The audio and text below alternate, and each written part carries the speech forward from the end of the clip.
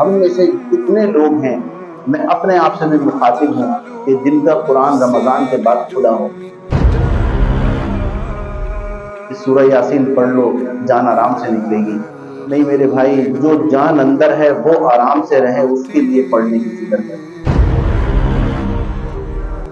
آپ صلی اللہ علیہ وسلم نے فرمایا اسرائیل کو بلاؤ۔ اسرائیل علیہ السلام اندر آئے، پوچھا روح کیسے قبض کرتے آ رہا ہوں میں؟ حضرت اسرائیل نے کہا کہ میں موت ایسے قبض کرتا ہوں کہ کبھی پیٹ کے ذریعے نکالتا ہوں، کبھی رانوں پہ لا کے روک دیتا ہوں، کبھی گھٹنوں پر لے کے جاتا ہوں، کبھی پھر اوپر لے کے جاتا ہوں، کبھی ٹخنے پہ لے کے آتا ہوں، اور یہ کرتے کرتے جب مجھے حکم ملتا ہے اللہ کی طرف سے تو میں پوری روح کھینچ لیتا ہوں۔ آپ صلی اللہ علیہ وسلم نے فرمایا اسرائیل، میری امت میں قیامت تک اب جو بھی آئے گا ان سب کی تکلیفیں تم میری روح کے اندر ڈال کے میری روح کھینچ لو، لیکن میری امت کو اس موت کی تکلیف سے بچا لو۔ اللہ تعالیٰ قرآن میں نقشہ بتا رہے ہیں کہ وہاں نہ باپ کسی کا ہوگا، نہ بیٹا ہوگا، نہ ماں ہوگی، نہ بیٹی ہوگی، نہ بھائی ہوگا، نہ بیوی ہوگی، کوئی نہیں ہوگا وہاں۔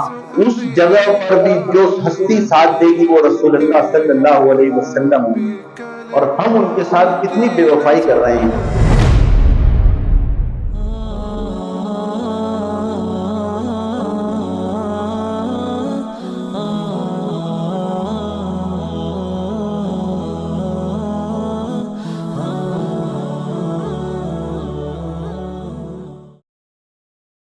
ونستغفره ونؤمن به ونتوكل عليه ونعوذ بالله من شرور أنفسنا ومن سيئات أعمالنا من يهده الله فلا مضل له ومن يضلله فلا هادي له ونشهد أن لا إله إلا الله وحده لا شريك له ونشهد أن سيدنا وسندنا ومولانا محمدا عبده ورسوله أما بعد فأعوذ بالله من الشيطان الرجيم بسم الله الرحمن الرحيم والعاديات ضبحا فالموريات قدحا فالمغيرات صبحا فأثرن به نقعا فوسطن به جمعا إن الإنسان لربه لكنود وإنه على ذلك لشهيد صدق الله العظيم رب اشرح لي صدري ويسر لي أمري واحلل عقدة من لساني يفقهوا قولي اللهم ألهمني رشدي وأعذني من شر نفسي اللهم صل على سيدنا ومولانا محمد وعلى آل سيدنا ومولانا محمد وبارك وسلم۔ بزرگان محترم، برادران عزیز، اللہ تبارک و تعالی کو قطعاً ضرورت نہیں اپنی بات کو سمجھانے کے لیے کہ وہ قسم کھائیں، لیکن اللہ تبارک و تعالی کسی ضابطے اور کسی قانون کے پابند نہیں ہے کہ وہ قسم نہ کھائیں۔ اللہ جب چاہے جو چاہے جتنی مرتبہ چاہیں وہ کر سکتے ہیں۔ ایک شخص نے فقیہ بڑے امام اعظم رحمۃ اللہ علیہ سے ایک سوال کیا کہ اگر اللہ تبارک و تعالی فرشتوں کو یہ حکم دے کہ تم جہنم میں چلے جاؤ سب کے سب، تو کیا اللہ حق پر ہوں گے؟ حالانکہ فرشتے تو معصوم عن الخطا ہیں، ان سے تو کوئی خطائیں نہیں ہوئی۔ تو یہ جو بڑے اور اللہ والے بنتے ہیں یہ کوئی راز ہوتے ہیں اس کے پیچھے۔ انہوں نے بغیر کسی توقف کے یہ فرمایا کہ اللہ عین حق پر ہوں گے اگر تمام فرشتوں کو یہ حکم کر دیں کہ تم جہنم میں چلے جاؤ، اس لیے کہ اگر اللہ نے فرشتوں سے یہ سوال کیا کہ میں نے تمہیں فرشتے جیسی صفت دی، اتنی عظیم اپنی مخلوق بنائی، اپنا دیدار تمہیں کروایا، تمام ملائکہ کی صف میں تم لوگوں کو شامل کیا، تم میری مقرب ترین مخلوق ہو، کیا تم نے اس کا حق ادا کیا؟ तो फरिश्ते असबात के बजाय नफी में जवाब देंगे कि नहीं या अल्लाह, हम आपका हक अदा नहीं कर सके। तो इस हक अदा न करने की पादाश में अल्लाह हक बजाने होंगे उन्हें जहन्नुम में भेजने के, ये समझाने के लिए कि अल्लाह हर तरीके से हक बजानी है। हम बाज़ औक़ात किसी के ऊपर बहुत तरस खाते हैं कि ओहो इसके साथ बेचारे के साथ ये हो गया। एक हद तक तरस ठीक है, लेकिन अगर मेरे दोस्तों हम अल्लाह की तरफ रुजू करें और उसको भी ये मशवरा दें कि भाई अल्लाह से लौ लगा लो, अल्लाह को पकड़ लो, तो फलनुहयियन्नहु हयातुन तय्यबा, जो ऐसा करेगा, जो मर्द या औरत ऐसा करेगा या करेगी, अल्लाह तबारिक व तआला उसकी जिंदगी में राहत ले आएंगे। तो बताने का मकसद ये है कि अल्लाह ऐन हक पर है हर सूरत में। तो अल्लाह तबारिक व तआला कसम खा रहे हैं, और कसम भी खा रहे हैं घोड़ों की, वलादियाति ज़बहा फलमूरियाति क़दहा, ये घोड़े जो दौड़ते हैं, और ऐसे जब घोड़ा तेज दौड़ता है तो उसके ऊपर एक गोश्त का एक हिस्सा ऐसा होता है कि अगर उसका पेट भरा हुआ है तो वो फूला हुआ होता है, और अगर पेट भरा हुआ नहीं है तो वो फूला हुआ नहीं होता, तो वो तेजी से फड़फड़ाता है वो हिस्सा। तो अल्लाह उस हिस्से को और उस दौड़ने की कैफियत को बता रहे हैं कि ऐसे दौड़ते हैं कि, और उनके पैरों के नीचे लोहा लगा हुआ होता है, क्योंकि अरब की पथरीली जमीन थी, तो जब वो दौड़ते थे तो उसके नीचे से अंगारे और शरारे निकलते थे, इतना तेज दौड़ते हैं वो।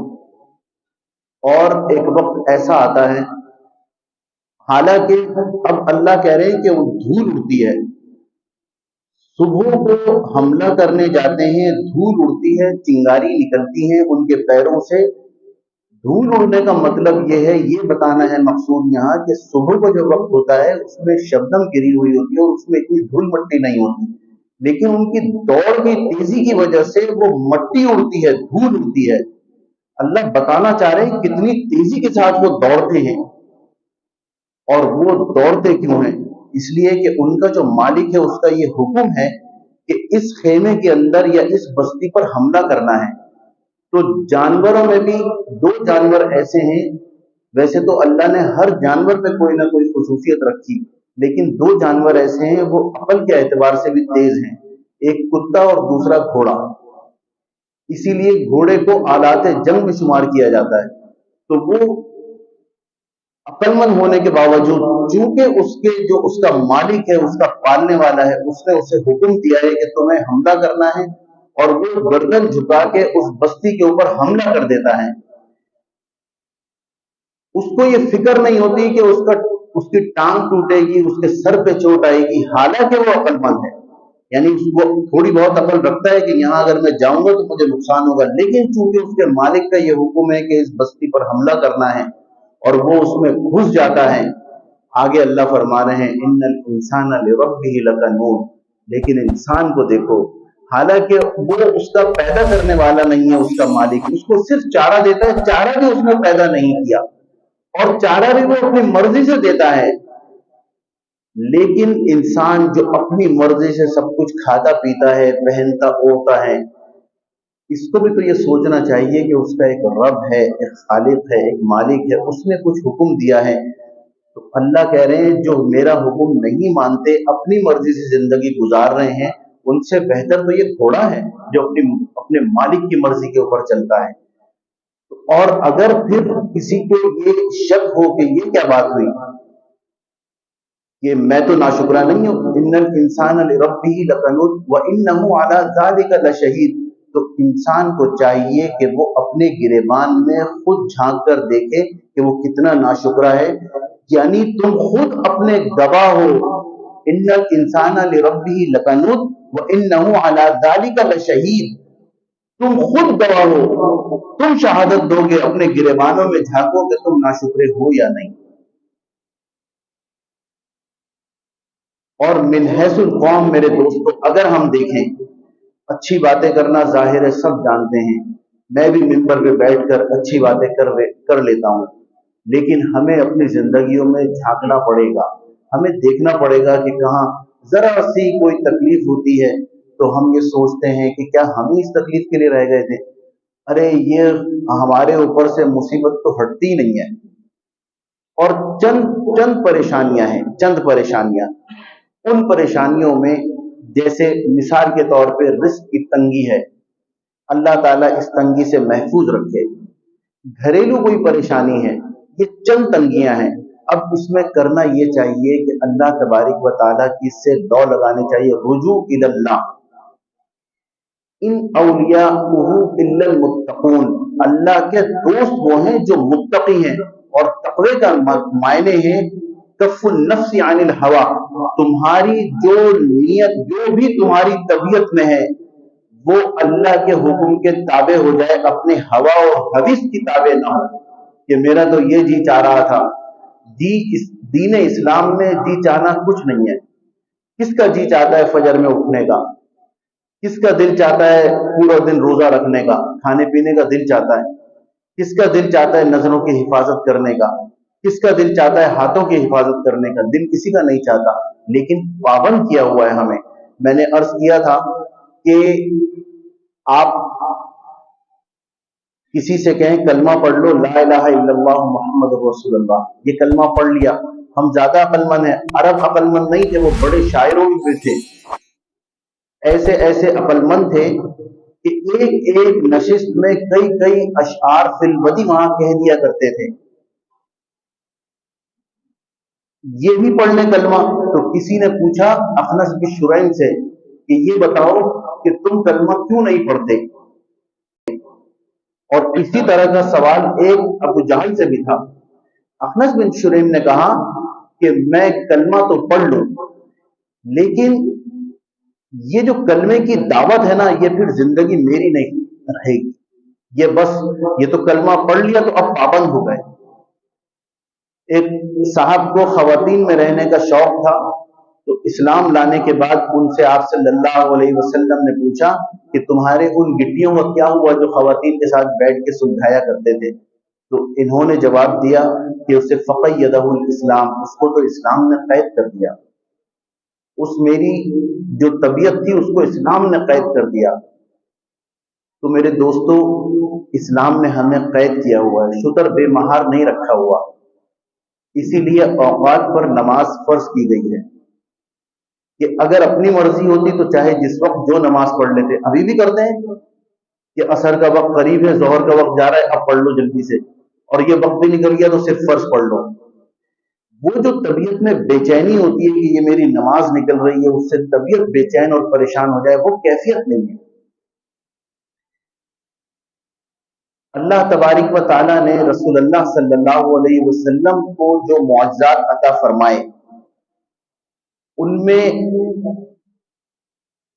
उलमा ने लिखा है कमोबेश 88 मुअज्जज़ात आप सल्लल्लाहु अलैहि वसल्लम को बड़े दिए। उनमें चंद मुअज्जज़ात, एक मुअज्जज़ा जो सबसे बड़ा है वो है कुरान हकीम का, दूसरा सहाबा इकराम की संगत और उनका साथ, तीसरा मेराज का वाकया। तो कुरान हकीम से मुताल्लिक चंद बातें अर्ज करनी है। सहाबा इकराम का मौजज़ा जरा सुन लीजिए। एक औरत जंग से पहले अपने 6 माह के बच्चे को लेके आई और ये कहा, ये मौजज़ा है इसलिए बता रहा हूं, और ये कहा कि या रसूल अल्लाह, इस बच्चे को आप जंग में अपने साथ ले जाएं। आप सल्लल्लाहु अलैहि वसल्लम ने फरमाया, ये 6 माह का बच्चा क्या मदद करेगा जंग में। कहा कि या रसूल अल्लाह, और तो कोई मदद ये नहीं कर सकता, लेकिन जब दुश्मन का तीर आपके पास आए तो आप इस बच्चे को आगे कर दीजिएगा, इसको तीर लग जाए आपको तकलीफ ना पहुंचे। उम्मे अम्मारा रजी अल्लाह ताला अन्हा ये घर से निकली है, इन्हें किसी ने कहा कि मोहम्मद सल्लल्लाहु अलैहि वसल्लम ग़ज़वा ओहद में शहीद हो गए। ये घर से पागलों की तरह निकली, 70 साल बूढ़ी औरत घर से निकली है। रास्ते में कहा इनको कि तुम्हारा बेटा शहीद हो गया। कहने लगे मेरे बेटे को छोड़ो, आमिना के बेटे का बताओ कि उसके क्या हाल हैं। कहा कि नहीं मालूम। फिर आगे गई, कहने लगी कि तुम्हारा भाई शहीद हो गया। कहने लगे मेरे भाई को छोड़ो, शीमा के भाई का बताओ कि उसका क्या हुआ। उन्होंने कहा नहीं मालूम। थोड़ा सा आगे गई, कहने लगी कि उस बताया गया, काफिले वालों ने कहा कि तुम्हारा बाप शहीद हो गया। उन्होंने कहा मुझे छोड़ दो, फातिमा के बाप का क्या हुआ ये बताओ। कहने नहीं मालूम। चलते जाते दौड़ते हुए आप सल्लल्लाहु अलैहि वसल्लम के खेमे के पास पूछ पूछ के पहुंची। देखा रसूल अल्लाह सल्लल्लाहु अलैहि वसल्लम बैठे हुए हयात हैं। ये देख के खुश हुई। कहने लगी उम्मे अम्मारा रजी अल्लाह ताला अन्हा ने कहा कि आप हयात हैं तो मुझे कोई गम नहीं, पूरी दुनिया में मेरी लुट जाए मुझे कोई परवाह नहीं है अगर आपकी जात हयात है। ये था सहाबा का मौजजा। कुरान हकीम नाजिल हुआ, पहली आयत इक़रा, और ये तो मैं आपसे किसी दूसरी लैंग्वेज में या आप मुझसे किसी दूसरी लैंग्वेज में ये कहें कि भाई ये लफ्ज अदा कर दो तो वो अदा कर देंगे आसानी से। जरा सी जुबान हो सकता है लड़खड़ाए लेकिन अदा हो जाएगा। जब जिब्राइल अलैहिस्सलाम पहली वही लेके आए और उन्होंने कहा इक़रा, तो आप सल्लल्लाहु अलैहि वसल्लम ने फरमाया मा अना बिकारी, मैं पढ़ना नहीं जानता। तो उन्होंने फिर कहा इक़रा, आप सल्लल्लाहु अलैहि वसल्लम ने यही फरमाया।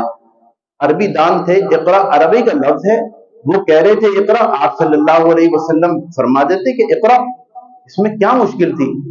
लेकिन रसूलुल्लाह सल्लल्लाहु अलैहि वसल्लम जानते थे कि जो ये लफ्ज लेके आए हैं ये किसी दूसरी कायनात, दूसरी एक बहुत बड़ी हस्ती की तरफ से लफ्ज आया है, ये अदा करना आसान काम नहीं है। तो फिर हजरत जिब्राइल अलैहिस्सलाम ने आप सल्लल्लाहु अलैहि वसल्लम को खींचा है और वो मारिफत जो अल्लाह तबारक व तआला ने अता फरमाई थी वो ट्रांसफर की है रसूलुल्लाह सल्लल्लाहु अलैहि वसल्लम के क़ल्ब अतहर पर। फिर आप सल्लल्लाहु अलैहि वसल्लम से फरमाया कि इक़रा, तो आपने पढ़ दिया इक़रा। मुतनब्बी एक बहुत बड़ा शायर था। एक आयत नाजिल हुई, अल क़ारिअतु मल क़ारिअह वमा अदराका मल क़ारिअह,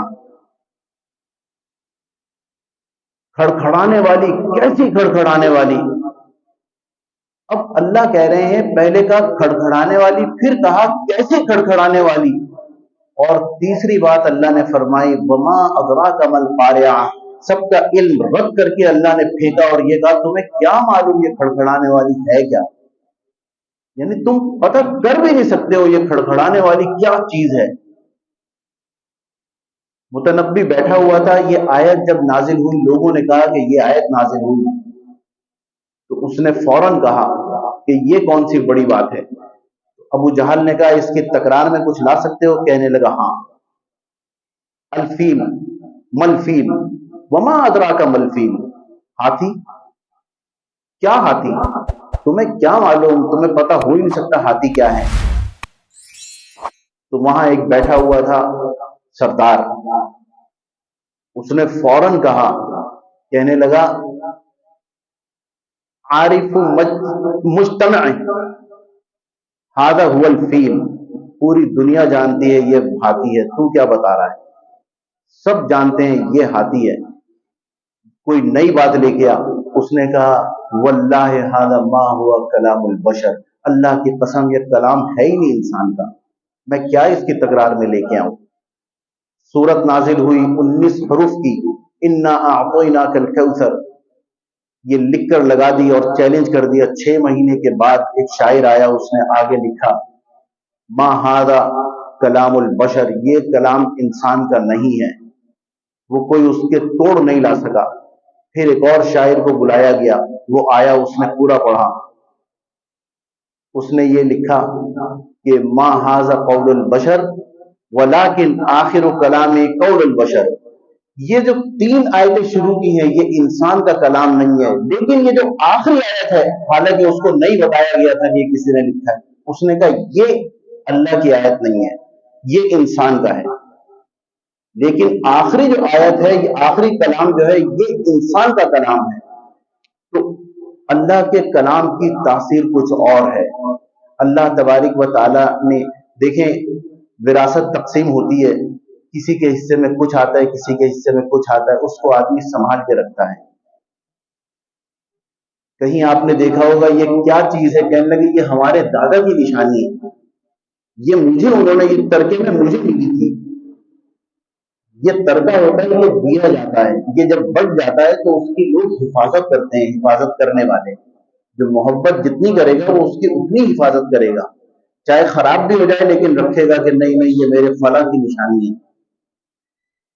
میرے دوستو، ایک ترکہ رسول اللہ صلی اللہ علیہ وسلم نے بھی تقسیم فرمایا۔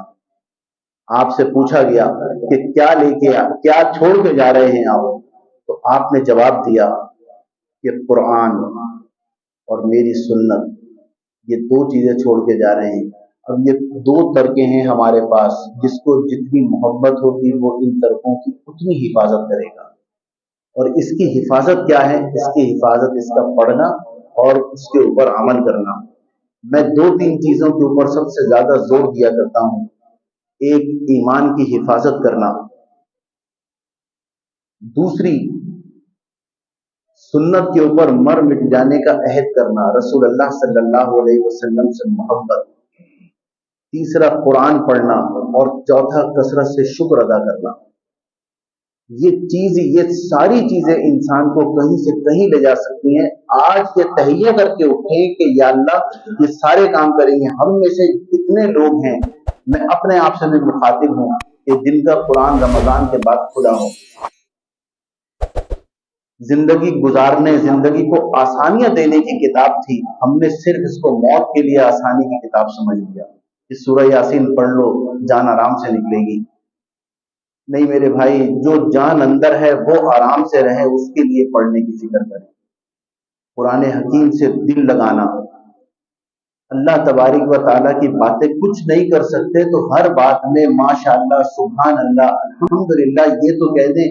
سننے کو آپ کو یہ بھی ملے گا کہ بھائی کسی میت میں آئے ہو جو اتنا اللہ کا ذکر کر رہے ہو، یہ سن سکتے ہیں، ہو سکتا ہے تو ان سے کہہ دو کہ بھائی میں اس ذکر کے بغیر رہ نہیں سکتا، چاہے سنگت ٹوٹ جائے، دوستی ٹوٹ جائے، لیکن میرے دوستو اللہ سے تعلق اتنا قوی ہو کہ وہ نہ ٹوٹے۔ اس لیے فَلَنُحْيِيَنَّهُ حَيَاةً طَيِّبَةً، یہ آیت ذہن میں، اس کا جز ذہن میں رکھیے کہ جو اللہ کے لیے اپنی زندگی کو وقف کرنے کا ارادہ کریں نہیں، ارادہ کریں، اللہ تعالیٰ ان کی زندگیوں میں خوشحالی لے آئیں گے، خوشیاں لے آئیں گے اللہ۔ اب اگر کوئی منفی چیز ہو بھی گئی، ظاہر ہے زندگی ہے، تو اس منفی چیز کو بھی انسان ہنس کے جھیل لے گا، کیونکہ ہے اللہ کی طرف سے۔ رسول اللہ صلی اللہ علیہ وسلم کی سنت کی بات میں اس لیے اتنی کرتا ہوں میرے دوستو، اکثر یہ کہتا ہوں کہ وہی چہروں کے اوپر سنت لے کے آ جائیں، کم سے کم ایک ایسا عمل جو سنت ہے 24 گھنٹے ہمارے ساتھ رہے۔ آپ صلی اللہ علیہ وسلم کا آخری وقت جبرائیل علیہ السلام نے دستک دی، آپ صلی اللہ علیہ وسلم نے اشارہ کیا دروازہ کھولنے کا، جبرائیل علیہ السلام تشریف لائے اور پھر یہ عرض کیا کہ اے اللہ کے رسول، اللہ تعالیٰ آپ سے ملاقات کے خواہش مند ہیں، چاہیں تو آپ رہ جائیں، چاہیں تو آپ چلیں۔ یہ آپشن واحد رسول اللہ صلی اللہ علیہ وسلم کو دیا گیا۔ حضرت موسیٰ علیہ السلام نے ملک الموت انسانی شکل میں آتے تھے تو تھپڑ مارا تھا چہرے کے اوپر، تو انہوں نے شکایت کی، تو اللہ تبارک و تعالیٰ نے کہا کہ جاؤ ایک جانور لے جاؤ اور کہنا اس کے اوپر ہاتھ رکھ دے، جتنے بال اس کے نیچے ہوں گے اتنی زندگی آپ کی بڑھ جائے گی، اتنے سال کی۔ یہ اسی طرح کیا انہوں نے۔ موسیٰ علیہ السلام نے کہا اس کے بعد کیا ہوگا جب اتنے سال کی زندگی بڑھے گی؟ تو انہوں نے کہا اسرائیل علیہ السلام نے کہ میں پھر آؤں گا۔ کہا تم سے پیچھا نہیں چھوٹ سکتا کہ نہیں، میں پھر آؤں گا تمہارے پاس۔ کہا کہ پھر جب بعد میں آنا ہے تو ابھی لے چلو۔ حضرت عیسیٰ علیہ السلام کو اللہ نے جو معجزات عطا فرمائے اس میں ایک معجزہ یہ تھا کہ قم بإذن اللہ کہتے تو مردہ کھڑا ہو جاتا۔ لوگ آئے کہنے لگے کہ آپ اللہ کے نبی ہیں، چلیے قبر کے اوپر چلیں اور وہاں آپ اس مردے کو کھڑا کر کے دکھائیں تو ہم آپ کو مانیں گے۔ یہ وہاں سے چلے ہیں، قبر کو انہوں نے کہا کہ قم بإذن اللہ، اللہ کے حکم سے کھڑا ہو جا۔ وہ قبر پھٹی ہے اور وہ شخص نکل کے نوجوان کھڑا ہوا۔ اس نے کہا کہ آپ کون ہیں؟ کہا میں عیسیٰ ہوں۔ کہا آپ اللہ کے نبی ہیں؟ کہا ہاں۔ کہ تم کون ہو؟ کہا کہ میں یافس ہوں، حضرت نوح علیہ السلام کا بیٹا۔ کہا کہ کب انتقال ہوا؟ انہوں نے اپنی مدت بتائی کہ اتنا عرصہ گزر گیا۔ کہا کیا دیکھا؟ کہنے لگے اللہ نے معاملہ تو اچھا کر دیا لیکن یہ جو قرآن کی ایک آیت ہے کل نفس ذائقۃ الموت، ذائقہ کا لفظ استعمال کیا، یافس نے کہا کہ اے اللہ کے پیغمبر، میں جس دن میرا انتقال ہوا، جس دن میں مرا ہوں، مجھے اگرچہ راحت ہے لیکن وہ ذائقہ جو موت کی کڑواہٹ کا ہے وہ اب تک میرے اندر موجود ہے۔ یہ اتنا شدید ذائقہ ہے، یہ مجھے موت کے بارے میں آپ کو بتانا تھا۔ رسول اللہ صلی اللہ علیہ وسلم کے پاس جبرائیل علیہ السلام نے کہا کہ میرے ساتھ اسرائیل ہیں۔ کہا کیا لینے آئے ہیں؟ کہ ہاں، آپ کے لیے اللہ نے فرمایا کہ رہنا چاہیں رہ جائیں، اللہ ملاقات چاہتے ہیں، چلنا چاہیں چلیں۔ یہاں تک تو ہم سب کو معلوم ہے، آگے کی بات بڑی عجیب و غریب ہے میرے دوستوں۔ آپ صلی اللہ علیہ وسلم نے فرمایا اسرائیل کو بلاؤ۔ اسرائیل علیہ السلام اندر آئے، پوچھا روح کیسے قبض کرتے ہو؟ جیسے ہم کبھی کوئی ریڈیو کا بینڈ الگ کر کے اور آواز سنتے ہیں پھر واپس کر دیتے ہیں، پھر آواز سنتے ہیں، اس میں سرسراہٹ سی ہوتی ہے، یہ سمجھانے کے لیے بتا رہا ہوں میں۔ حضرت اسرائیل نے کہا کہ میں موت ایسے قبض کرتا ہوں کہ کبھی پیٹ کے ذریعے نکالتا ہوں، کبھی رانوں پہ لا کے روک دیتا ہوں، کبھی گھٹنوں پر لے کے جاتا ہوں، کبھی پھر اوپر لے کے جاتا ہوں، کبھی ٹخنوں پہ لے کے آتا ہوں، اور یہ کرتے کرتے جب مجھے حکم ملتا ہے اللہ کی طرف سے تو میں پوری روح کھینچ لیتا ہوں۔ آپ صلی اللہ علیہ وسلم نے فرمایا اسرائیل، میری امت میں قیامت تک اب جو بھی آئے گا ان سب کی تکلیفیں تم میری روح کے اندر ڈال کے میری روح کھینچ لو، لیکن میری امت کو اس موت کی تکلیف سے بچا لو۔ یہ رسول اللہ صلی اللہ علیہ وسلم کی محبت میرے دوستوں، امت کے ساتھ کوئی ماں باپ بھی کیا محبت کریں گے؟ اس وقت قرآن اللہ تعالیٰ قرآن میں نقشہ بتا رہے ہیں کہ وہاں نہ باپ کسی کا ہوگا، نہ بیٹا ہوگا، نہ ماں ہوگی، نہ بیٹی ہوگی، نہ بھائی ہوگا، نہ بیوی ہوگی، کوئی نہیں ہوگا وہاں۔ اس جگہ پر بھی جو ہستی ساتھ دے گی وہ رسول اللہ صلی اللہ علیہ وسلم ہوں گے، اور ہم ان کے ساتھ کتنی بے وفائی کر رہے ہیں۔ سلجوقی میں ایک واقعہ لکھا ہے کہ ایک بڑھیا کا جو ذریعہ معاش تھا وہ ایک بکری تھی، وہ اس سے دودھ دوہا کرتی تھی، اپنے بچوں کو اس کو بیچ کر اپنے بچوں کا پیٹ پالتی تھی۔ ایک دن وہ بکری نہیں آئی، بادشاہ وہاں سے گزر رہے تھے، انہوں نے حکم دیا کہ آج بکری کے گوشت کے کباب کھانے ہیں، لہٰذا کہیں قریب میں نہیں ملی، اس کی وہ بکری مل گئی، انہوں نے اس کو ذبح کیا، اس کے ساتھیوں نے یا محاسبوں نے، اور وہ کباب بنا کے پیش کر دیے۔ یہ لڑکا جو بڑھیا کا ایک لڑکا تھا وہ یہ تماشا دیکھ رہا تھا، لیکن ڈر کی وجہ سے کہہ نہیں سکا۔ جب بڑھیا بار بار دروازے پہ دیکھتی تو کہنے لگا اماں کیا دیکھ رہی ہو؟ کہ میری وہ بکری نہیں آئی ابھی تک۔ کہا کہ وہ بکری اب کبھی نہیں آئے گی، اور پھر واقعہ بتایا کہ بادشاہ اس کو کاٹ ذبح کر لیا بادشاہ نے۔ اس کو بڑا افسوس ہوا، کہنے لگی وہ کہاں ملے گا؟ کہنے یہاں آگے گئے ہیں، ایک چھوٹی سی پل ہے جو دریا پار کرنے کے لیے ہوتی ہے کہ وہ یہاں سے گزریں گے۔ وہ اس پل کے اوپر کھڑی ہو گئی بوڑھی، جب وہ بادشاہ وہاں سے گزرا، انتظار کیا اس نے، جب بادشاہ گزرا اس کو روک لیا کہ مجھے بادشاہ سے بات کرنی ہے۔ بادشاہ نے وزرا سے کہا اس کو آنے دو۔ کہا بڑھیا نے کہا کہ اس پل پر حساب دے گا یا اس پل پر حساب دے گا؟ کہا میں اس پل پر حساب دینے کے لیے تیار ہوں۔ اس بڑھیا نے پھر یہ کہا کہ میری بکری جو میرے ذریعہ معاش تھا وہ تو نے ذبح کر کے کھا لی۔ بادشاہ کو بڑا رنج ہوا، اس نے فوراً حکم دیا کہ اب میں جب تک یہاں رہوں گا جب تک اس کے گھر بکریاں اور مویشی نہیں پہنچ جائیں گے۔ اس نے انتظام کیا۔ کچھ دن کے بعد بڑھیا کو پتا چلا کہ اس بادشاہ کی موت واقع ہو گئی۔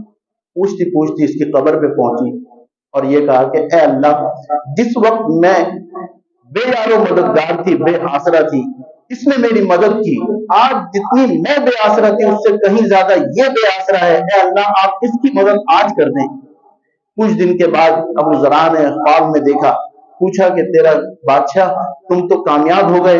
کہا کہ ہاں میں کامیاب ہو گیا، لیکن اپنے کسی عمل کی وجہ سے کامیاب نہیں ہوا۔ میرے حساب کے لیے جب کھڑا کیا گیا مجھے، میری ٹانگیں کانپ رہی تھیں، اسی وقت ایک بڑھیا نے دعا کی، اللہ تبارک و تعالیٰ نے فوراً یہ کہا کہ اس کو لے جاؤ جنت میں۔ میں نے فرشتوں سے پوچھا کہ وجہ کیا ہے؟ فرشتوں نے کہا کہ تیرا حساب تو بڑا سخت تھا، بادشاہت کا حساب تھا، لیکن ایک دن جو تو نے بڑھیا کی مدد کی، اس بڑھیا نے آ کے جب اپنی فریاد پیش کی، اس کی وجہ سے اللہ تبارک و تعالیٰ نے تیرا بیڑا پار کر دیا، اللہ نے اس کی دعا سن لی۔ تو میرے دوستو، یہ بتانے کا مقصد ہے کسی کے کام آ جائیں، دنیا سے جائیں گے کچھ نہیں پتا کس کے ہاتھ اٹھیں اور ہمارا کام بن جائے۔ وآخر دعوانا الحمدللہ رب العالمین۔